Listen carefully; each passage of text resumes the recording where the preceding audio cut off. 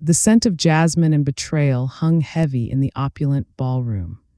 My cheeks still throbbed, a fiery brand against the cool porcelain of my skin, a stark contrast to the glacial silence that had fallen over the 130 impeccably dressed guests. My glasses lay shattered on the polished marble, reflecting the distorted image of my humiliation. Juliet, my daughter-in-law, stood before me in a pristine white gown, her face contorted with a fury that belied the sanctity of her wedding day. "That's what you get for being so selfish," she shrieked, her voice echoing in the sudden void. "A woman your age doesn't need so much space." The words were daggers, each one twisting in the wound she had already inflicted. I knelt, trembling, to gather the shards of my sight, but no one moved to help. The guests, a sea of unfamiliar faces, averted their gazes, their discomfort a tangible weight in the air. Whispers like venomous serpents slithered through the crowd, but not a single soul dared to rise to the defense of the poor old mother-in-law. My son Ethan stood frozen, his eyes fixed on the floor as if I had become invisible, a ghost in the grand spectacle of his happiness. "You're not welcome here anymore," Juliet continued, her voice regaining a chilling composure as she smoothed the silk of her dress. "Ethan and I need our privacy to start our new life. Your apartment would be perfect for us while we shop for something better." Her words, dripping with saccharine malice, were the culmination of months of thinly veiled insults: my worn-out clothes, my old car, my simple life. But this public assault had shattered the delicate facade of my carefully constructed world. Slowly I rose, feeling the weight of their judgmental stares, each gaze a sharp daggers. Tears streamed down my face, but within me something had irrevocably shifted. That slap wasn't just a physical blow, it was the final, devastating straw. For years I had lived in the shadows, a woman of humility and discretion, harboring secrets that even my own son didn't know. As I walked towards the exit, the memories of the preceding months surged, an unstoppable tide. I remembered Juliet's first visit to my apartment 2 years ago. Her perfectly sculpted face had fallen, a mask of thinly veiled disdain as her eyes swept over my modest home, the worn furniture, the small kitchen. "Seriously, this is where Ethan's mom lives," she'd murmured to him, just loud enough for me to hear. From that moment, every subsequent visit had been a silent torture, a subtle chipping away at my sense of self. "Aurora, you should move to a smaller place," she'd suggested 3 months ago during a family dinner, her fake smile fooling no one but Ethan, who, in her presence, transformed into a malleable puppet. "At your age, you can't maintain such a big apartment. Besides, Ethan and I are thinking of having kids soon. We'll need more space."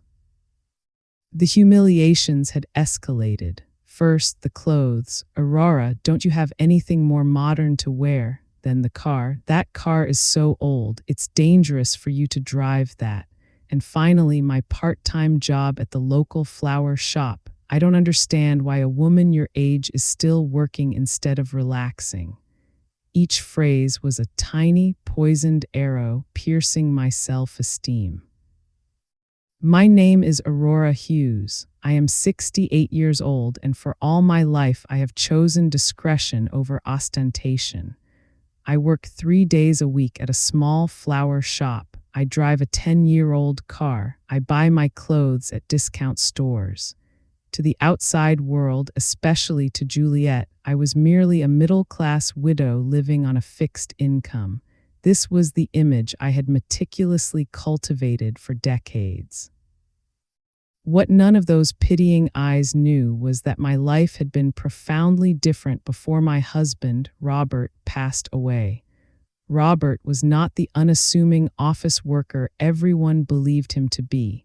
We had made a conscious decision to live modestly, to shroud our true wealth in secrecy, to safeguard our family's privacy in a way that, in hindsight, felt prophetic.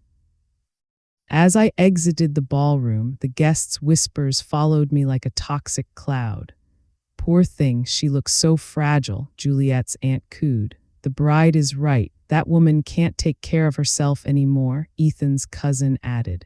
"She should be in a retirement home, not living alone," another guest chimed in with false compassion. Each word a fresh pour of acid on open wounds.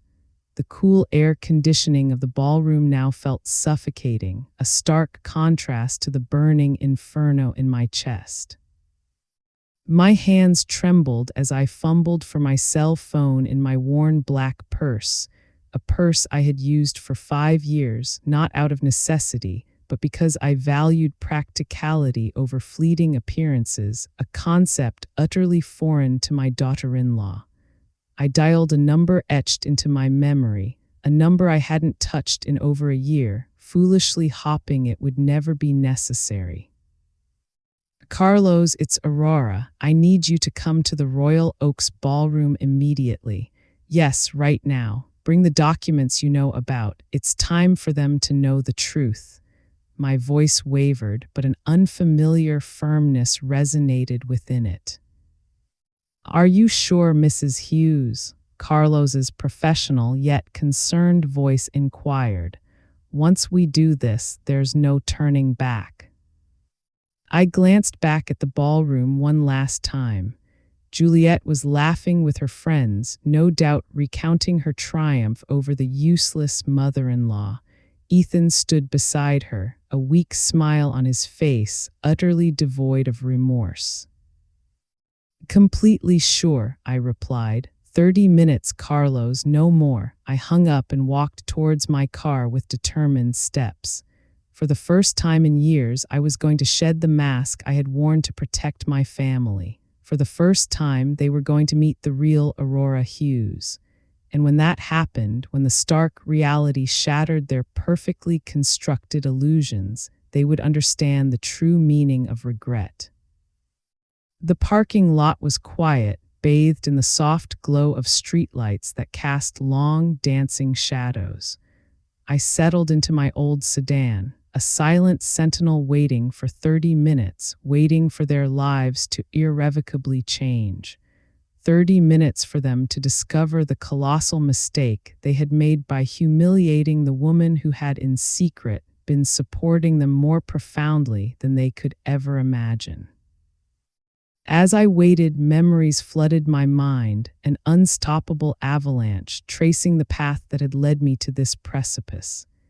It had all begun precisely 2.5 years ago when Ethan, with that nervous, boyish smile I knew so well, arrived at my apartment. "Mom, I want you to meet someone very special," he had announced. And there she was, Juliet, with her perfectly styled hair, her designer clothes, and a smile that never quite reached her eyes. From that very first moment, an unsettling intuition gnawed at me. The way her gaze swept over my modest apartment, evaluating every corner with thinly veiled disdain, spoke volumes about her intentions.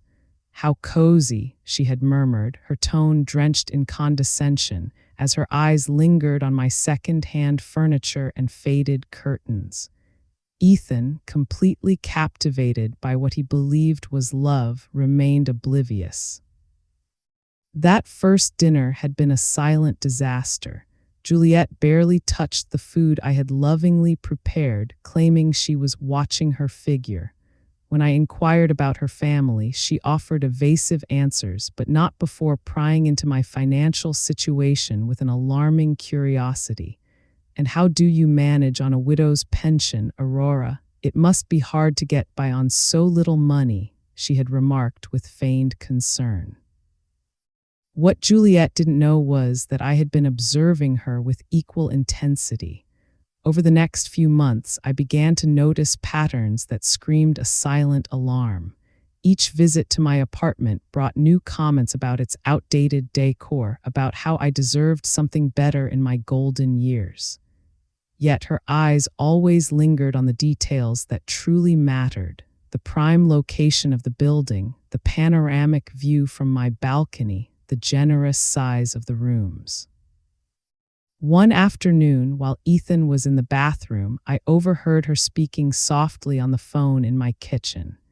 Yes, Mom, his mom's apartment is in a super expensive area. If I can get her to move to a smaller place, we could stay here until we have our own place. She's so naive, she'll probably even thank us for helping her with the transition.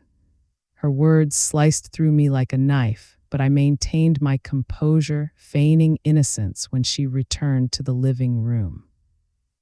From that moment, every interaction with Juliet became a meticulously choreographed performance. She played the concerned daughter-in-law, worried about my well-being, while I pretended to be the vulnerable old woman in need of guidance. But beneath the surface, I was gathering information, meticulously observing her moves, piecing together her true motivations. It was a game of chess, and we both believed we were winning. The subsequent months brought a gradual escalation in her manipulative tactics. First, the subtle suggestions. Aurora, I've seen some lovely apartments for people your age with all-inclusive services and no maintenance worries. Then came the more direct pressures. You can't keep living alone at your age. It's dangerous. What if you fall and no one finds out for days?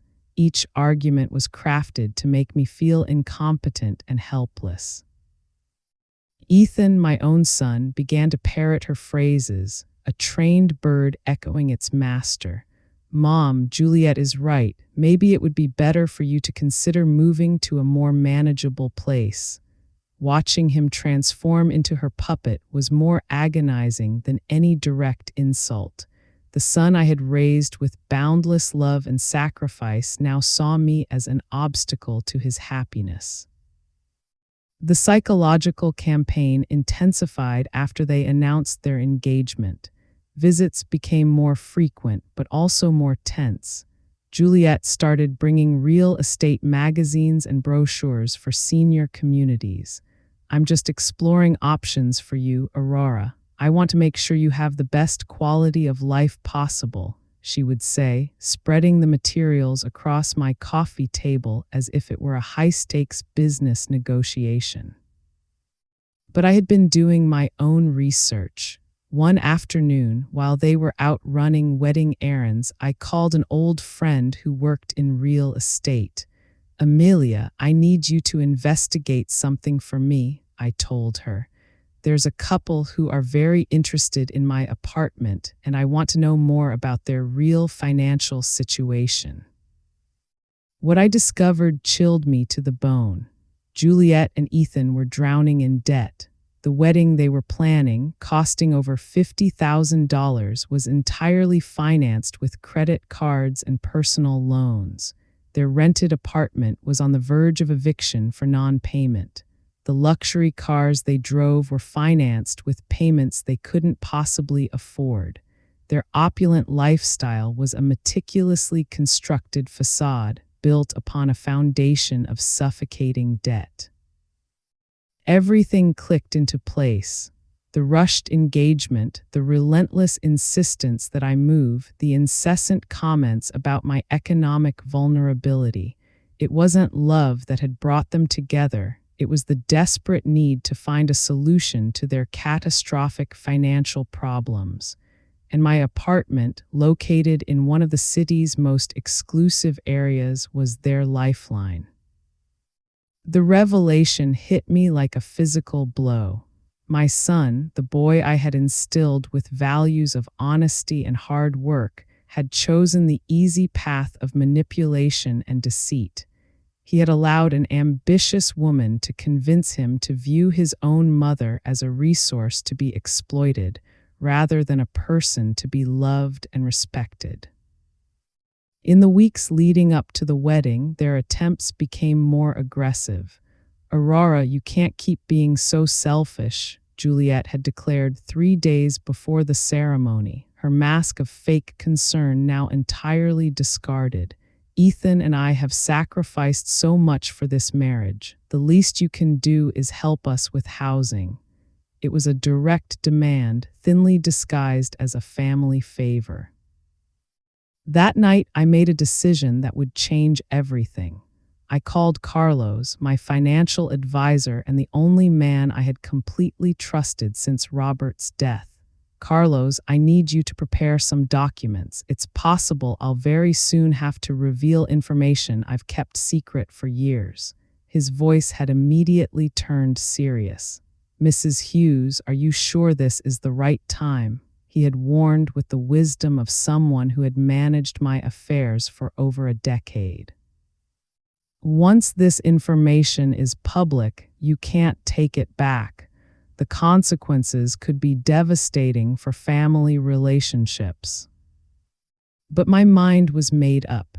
The family I had tried to protect with my silence had chosen to betray me. And now, sitting in my car in the ballroom parking lot, waiting for Carlos to arrive with the documents that would unravel everything, I realized the moment of truth had arrived. 25 more minutes, and Juliet, Ethan, and all those guests who had looked at me with pity would discover who Aurora Hughes truly was. 25 more minutes, and their perfect worlds, built on lies and greed, would crumble like sand castles. The night breeze rustled through the tree leaves in the parking lot, casting dancing shadows under the lamplights. It was strangely poetic that on such a beautiful night, so many illusions were about to die. 20 minutes had passed since my call to Carlos, each second stretching into an eternity.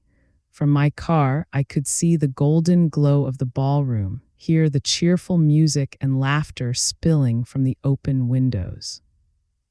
It was surreal to think that in just a few minutes, that joyous celebration would transform into a living nightmare for its protagonists. I closed my eyes and allowed the most painful memories of the past few months to flood my mind. I needed to remember exactly why I had reached this point of no return. The greatest humiliation had occurred just 2 weeks before the wedding, during what Juliet had audaciously termed an important family meeting.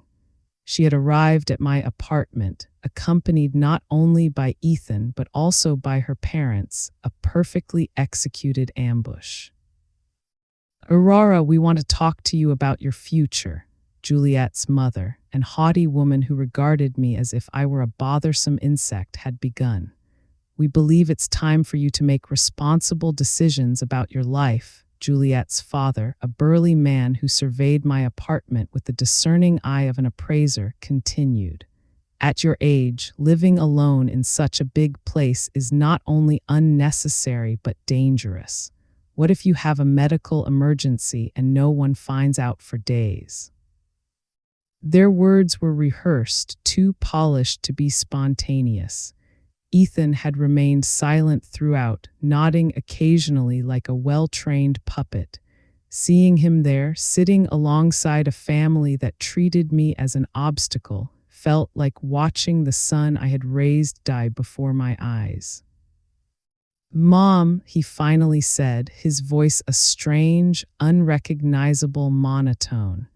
"They're right. Juliet and I have been talking, and we think it would be better for everyone if you move to a place more appropriate for your age."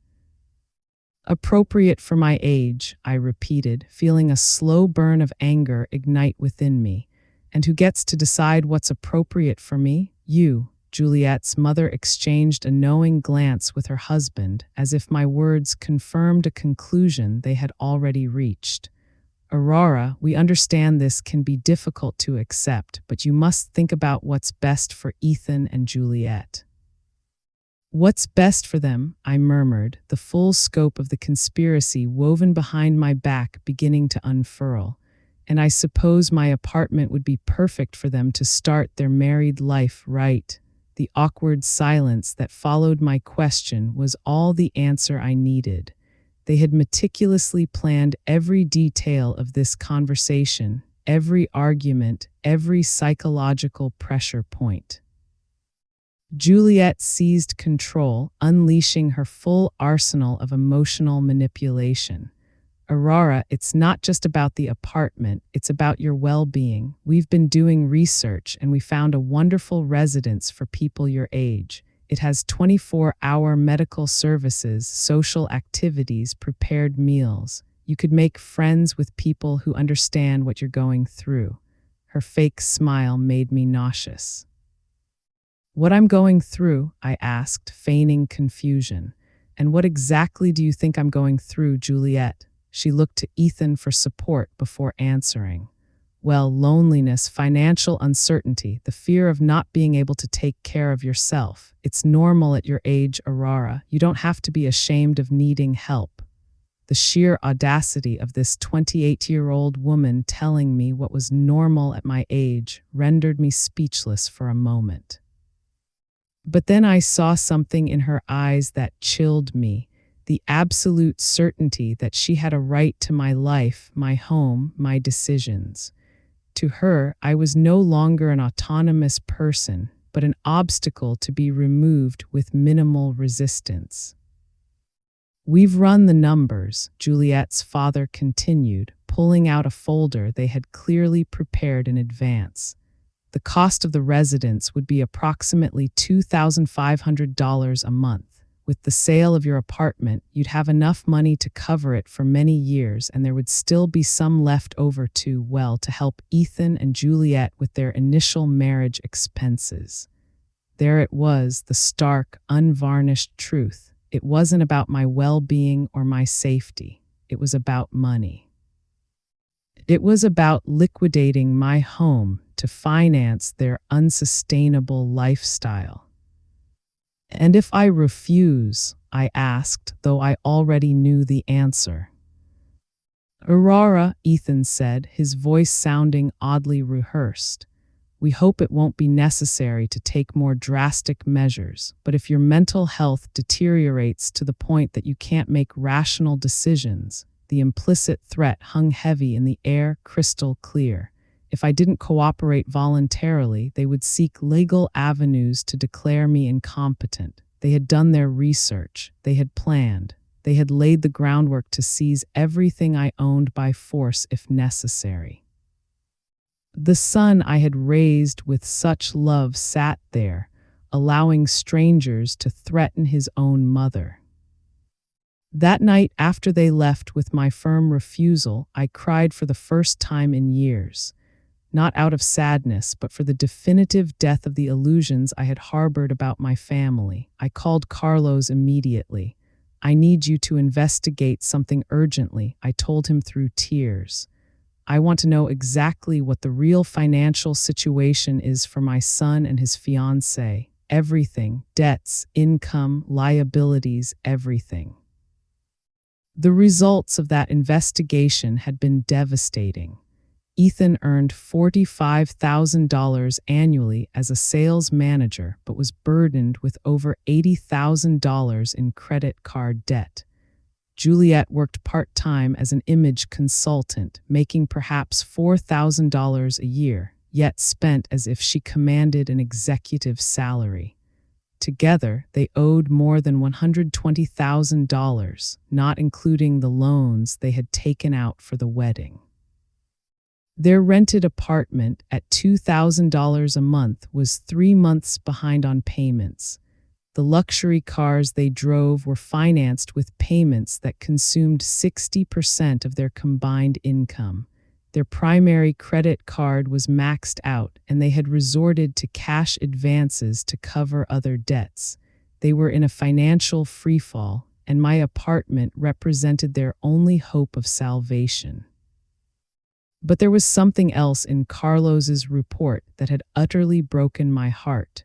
For the past 6 months, Ethan had been regularly contacting banks and insurance companies, inquiring about loans against his elderly mother's property. He had been asking about legal procedures to obtain financial power of attorney over senior citizens. My own son had been systematically planning my dispossession for months. The most painful information arrived at the end of the report. According to a private investigator Carlos had hired, Juliet had been telling her friends that she had sacrificed herself by getting engaged to an older, less attractive man because his mother had valuable properties and no competitive heirs. To her, marrying Ethan wasn't love, it was a strategic investment in my estate. That revelation had been the final straw. For weeks, I had considered simply revealing my true financial situation to them, thinking that perhaps the shock would make them reconsider their behavior. But after reading that report, I understood that it wasn't about money or desperation. It was about a pure, calculated greed that had corrupted my son until he was unrecognizable. The days leading up to the wedding had been pure torture. Every phone call from Ethan was a new pressure to reconsider my position. Every visit from Juliet included poisonous comments about my stubbornness and selfishness. They had begun to treat me as if I were already a senile old woman whose opinions no longer mattered. The night before the wedding, Ethan had made his final attempt. "Mom, tomorrow is the most important day of my life. Please don't ruin it by being difficult. Juliet just wants what's best for all of us." His words had been the definitive confirmation that I had lost my son forever. The man who was getting married the next day was no longer the boy I had raised with so much love and sacrifice. And now, sitting in my car, waiting for Carlos, I realized that everything had led to this inevitable moment. It wasn't about revenge or cruelty. It was about justice. It was about showing them the consequences of their actions. It was about teaching them that some lines should never be crossed. 15 more minutes and everything would change forever. My hands trembled as I dialed the number for Joseph, my neighbor from the apartment next door, a 70-year-old man who had been a silent witness to all the tense visits of the past few months. "Joseph, it's Aurora. I need to ask you for a very important favor," I said, my voice shaking. "Could you go to my apartment and bring me the brown folder from the second drawer of my desk? Yes, right now. It's urgent." Joseph had been like a brother to me since Robert passed away, and I knew I could trust him without him asking questions. While I waited, I remembered the conversation I had with Joseph just a week earlier. He had witnessed from his balcony when Juliet arrived with a real estate appraiser without notifying me. "Aurora, that girl brought a man with a briefcase who was measuring your apartment from the outside," he had told me with obvious concern in his voice. "When they saw me, they left quickly. I don't like what's happening at all." Joseph had been the first to notice the subtle changes in Ethan's behavior over the last few months. "Your son doesn't greet me like he used to," he had observed. "He used to stay and chat with me when he came to visit. Now he rushes in and out as if he's ashamed of something." His words had confirmed what my heart already knew. I had lost my son long before the slap that night. The folder I had asked Joseph for contained documents no one in my family had ever seen. Bank certificates, property titles, investment records that Robert and I had kept secret for decades, documents that proved the poor widow living on a modest pension was actually a woman with enough resources to change lives with a single decision. 10 minutes later, Joseph appeared in the parking lot with the folder in his hands. "Aurora, what's going on? You look very upset," he asked as he handed me the documents. "It has to do with Ethan's wedding." I explained briefly what had happened in the ballroom, and I saw his face harden with every detail. "That woman is a viper," he muttered. "I always knew it." "Joseph, in a few minutes, a man named Carlos will arrive. When you see him, tell him I'm waiting for him here," I asked. "And Joseph, after tonight, many things are going to change. I want you to know you have always been like family to me." his eyes filled with tears as he nodded. Your family to me too, Aurora. Do what you have to do. As Joseph returned to the building, I opened the folder and began to review documents I hadn't looked at in months. The first was a bank statement showing a balance of $5,400,000 in an investment account. The second was the property title for a downtown office building that generated monthly rent of $50,000. The third was the deed to a beach house I had bought as an investment 10 years ago. Robert had been a genius at investments, starting with a small import business and turning it into a silent empire. Together, we had made the decision to live modestly to protect our privacy and our family's security. Visible wealth attracts problems, Robert used to say. Invisible wealth gives you power. I never imagined I would have to use that power against my own son. Each document in that folder represented years of hard work and smart decisions. The flower shop where I worked 3 days a week wasn't because I needed the money, but because I liked to stay active and connected to the community.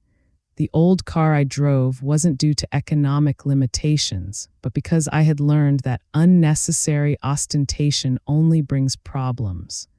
My apartment, the one Juliet so coveted, was actually the least valuable property in my portfolio.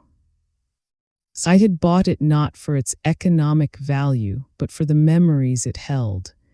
It was where Robert and I had spent our last years together, where we had planned our future, where he had passed away in my arms after a brave battle with cancer. But there was something else in that folder that would change everything for Ethan and Juliet. For the last 3 years, since my son had started having financial problems, I had been secretly paying many of his debts. The credit card payments he thought came from a work bonus were actually coming out of my account. The special discount on his rent that he had negotiated with his landlord was money I transferred monthly. Without Ethan knowing, I had been subsidizing his irresponsible lifestyle for years. The luxurious apartment he lived in, the car he drove, even some of the expenses for the wedding that was taking place at that very moment had been made possible by my secret financial support. I had thought I was helping my son through a difficult time, not realizing I was financing his transformation into a person I didn't recognize. The bank records showed monthly transfers totaling $4,500 that had kept the sinking ship of Ethan's financial life afloat. Money he thought came from work bonuses or tax refunds, when in reality it was his mother desperately trying to protect him from the consequences of his irresponsible decisions. The irony was devastating. While Juliet was humiliating me for being an economic burden on their future marriage, I was literally the only reason they could afford that marriage.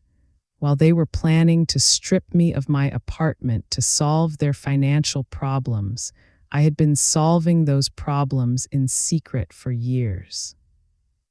I closed the folder and looked towards the ballroom once more. The lights were still shining. The music was still playing. The guests were still celebrating. But in less than 5 minutes, Carlos would arrive with the final documents I needed. In less than 5 minutes, the process of cutting all the financial threads I had used to protect a son who had chosen to betray me would begin. This is not revenge, I reminded myself. This is justice. This is about teaching them that actions have consequences, that greed has a price, that family is not something you can sell for economic convenience. I had tried to protect Ethan from reality for too long, and that protection had corrupted him until he was unrecognizable. Headlights of a car approached the parking lot, illuminating the night with a white light that momentarily blinded me. It was Carlos, punctual as always, arriving with the documents that would change everything forever. I got out of my car and walked towards him, feeling how each step took me further away from the Aurora I had been and closer to the woman I needed to become. "Mrs. Hughes," Carlos said as he got out of his car, a legal brief under his arm. "Are you completely sure about this? Once we go in there, there will be no way to undo what is about to happen." I looked toward the ballroom one last time, where my son and his new wife were probably still celebrating their victory over the useless old woman they had just humiliated. "I have never been more sure of something in my life, Carlos. It's time for them to meet the real Aurora Hughes." Carlos opened his folder under the parking lot light and began to show me the documents he had prepared with his characteristic efficiency. "Mrs. Hughes, here is the order for the immediate suspension of all bank transfers you have been making in Ethan Hughes's name," he said, pointing to the first paper. "Also, here is the notice of cancellation of the lease agreement that you had confidentially guaranteed. The landlord will receive this document tomorrow morning." I took the papers with trembling but determined hands. Each document represented a thread that I had carefully woven for years to protect my son, and now I was cutting those threads one by one. "And the payment for the ballroom?" I asked, although I already knew the answer. "Cancelled," Carlos confirmed. "The deposit you had guaranteed will be withdrawn tonight. They will have until tomorrow to find an alternative form of payment." The magnitude of what I was about to do hit me like a cold wave. For 3 years, I had been the invisible safety net that had kept Ethan and Juliet's lives afloat. The apartment they lived in, the car he drove, even the wedding that was taking place at that very moment had all been made possible by my secret financial support. And now, in a single night, I was going to withdraw all that support definitively.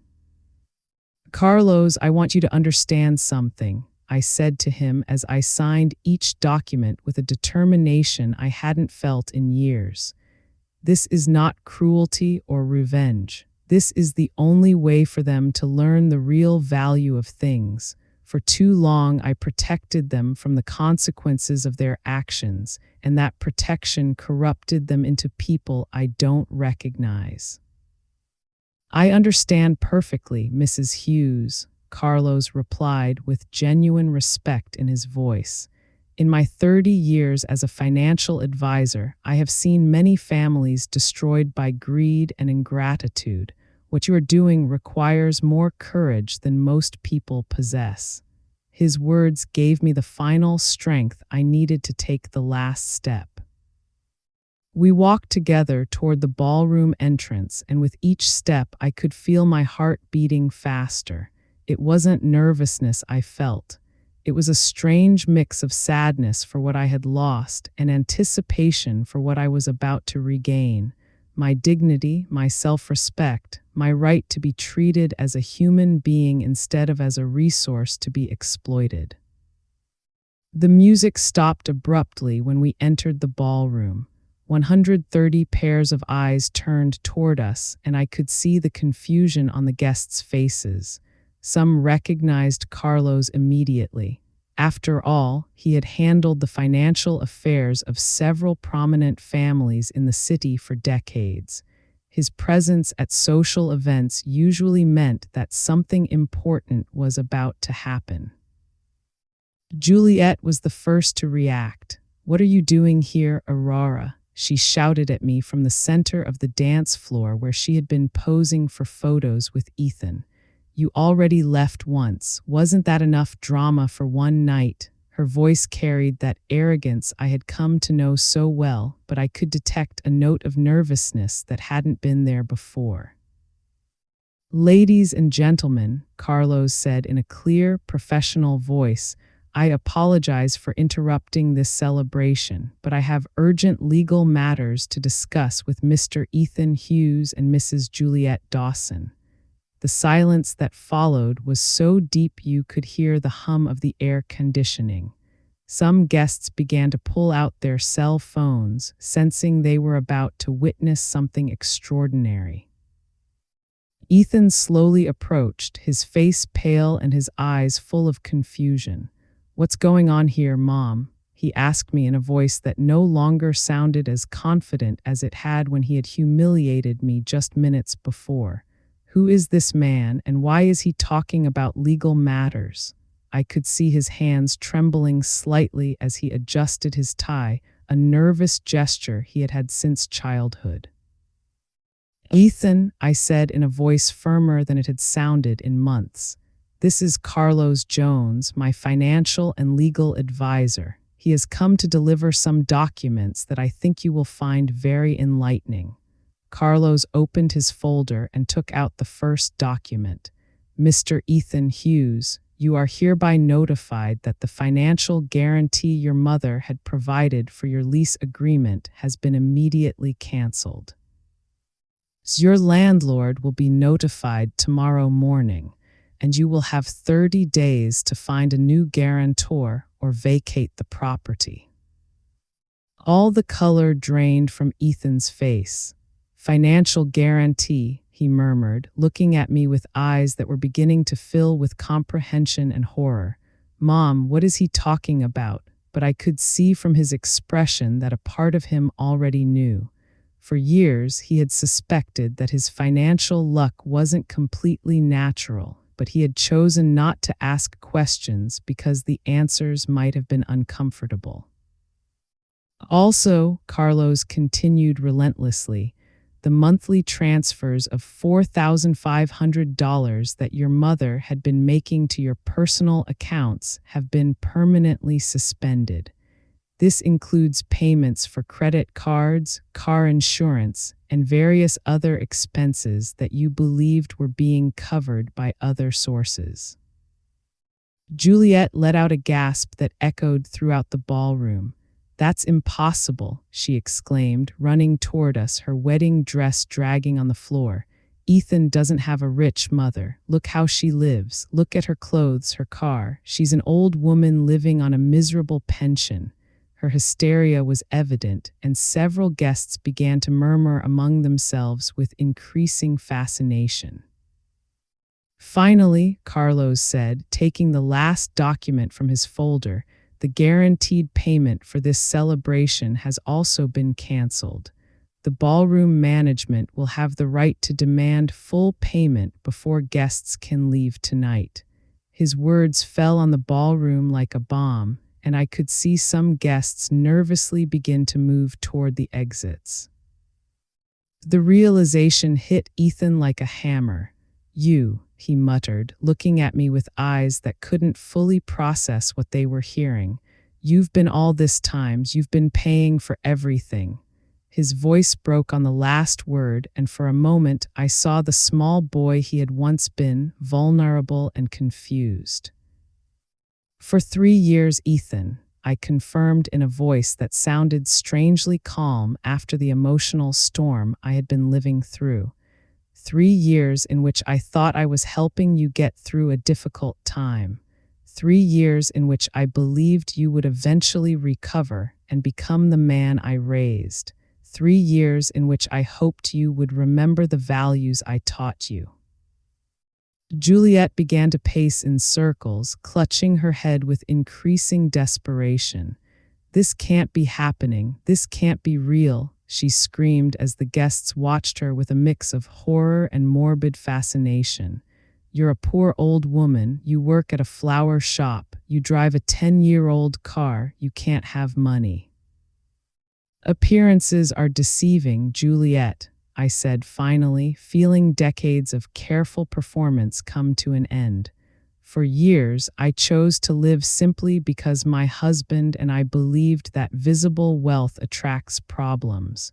It turns out we were right. It's just that the problems came from where we least expected them." The music had stopped completely, and the only sound in the ballroom was the agitated breathing of the newlyweds and the growing murmurs of the guests, who were beginning to understand that they were witnessing something completely unexpected. Some were already recording with their phones, instinctively knowing that this story would become urban legend. "Mom," Ethan said, his voice broken. "Please, there has to be some way to fix this, the wedding, the guests, everything." But I could see in his eyes that he was finally beginning to understand the magnitude of what he had lost, not just money or financial support. He had lost his mother, the woman who had loved him unconditionally for 35 years. "The only way to fix this, Ethan," I replied, "was not to break it in the first place." The silence in the ballroom became deafening. 130 guests held their breath as they processed what they had just heard. Juliet stood motionless for the first time all night, her eyes darting between Carlos, the documents, and my face, as if trying to find a crack in the reality that was collapsing around her. Ethan just stared at me with an expression I will never forget, a mixture of shock, belated comprehension, and absolute horror. "Mrs. Hughes," Carlos said in a voice loud enough for everyone to hear, "would you like me to proceed with reading the full financial details?" His question hung in the air like a sword over the newlyweds' heads. I could see several guests moving closer, fascinated by the drama unfolding before their eyes. "Please, Carlos," I replied with a serenity I didn't know I possessed. "I think everyone deserves to know the full truth." Juliet tried to interrupt with a desperate shriek, but Carlos raised a hand and continued with the precision of a surgeon performing a delicate operation. "Over the last 36 months, Carlos began consulting his documents. Mrs. Aurora Hughes has transferred a total of $162,000 to cover the living expenses of her son, Ethan Hughes, and his fiancée. This includes $48,000 for rent payments, $44,000 for credit card payments, $18,000 for vehicle insurance, and $22,000 for miscellaneous expenses." A collective murmur swept through the ballroom. Some guests exchanged glances of astonishment, others pulled